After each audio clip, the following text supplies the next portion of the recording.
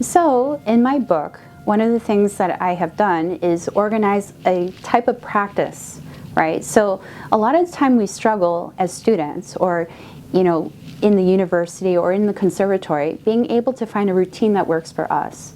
And so one of the things that I've done is I've taken the fingering chart that's typically seen in the back of the book, and I put it in the front with the different long tones that you would use, right? So the chromatic long tones that are in the first part of my book are things that are very important to do.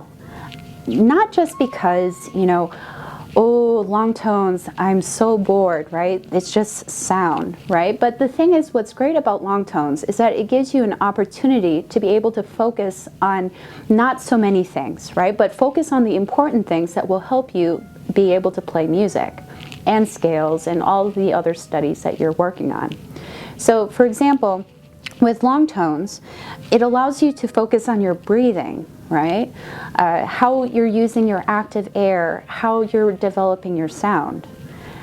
Your fingers, being able to have relaxed fingers as you play.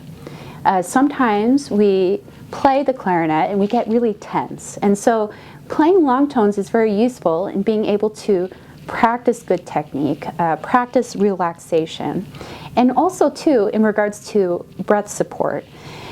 Being able to play long tones and purposely putting the long tones in the beginning of the book with the fingering, right? So one of the things that I've done is I've also put the fingerings in the beginning of the book. So that way students are able to refer to it as many times as they need. And that's something that's really important too. And I found that with my own students that I see on a daily basis, that they find it very useful because not a lot of people look at the back of the book, right? So we want to be able to make sure that, we have good fingerings, that we have good choices for those and things like that. So I'm going to demonstrate a little bit of long tones for you. So the most important thing is, as I mentioned earlier, being able to relax, right? And to have a good air support. So typically, you want to take the metronome at 60 for the quarter note. Now, if you haven't been doing tons of long tones, if you just came back from vacation, that's okay. You don't have to start at 60 right away, but what you can do is maybe start at 66 or, a faster tempo, and then work towards going to 60. So I'm just going to play a couple of long tones for you right now.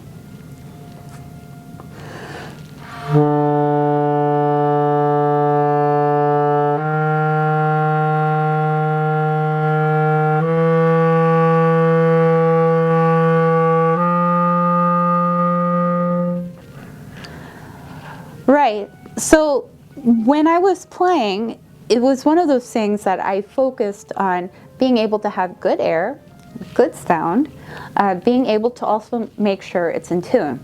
So if you have an opportunity to work with a metronome and a tuner, that's going to really help you in the long run. Now, using the tuner, you could also have it be in a setting that plays a drone. That's also going to help you in regards to training your ear to tune to the drone. And that's one of the things that's useful, is that you're not just working on developing these very basic things with the instrument, but being able to also work on your ear, right? And that's something that's very important.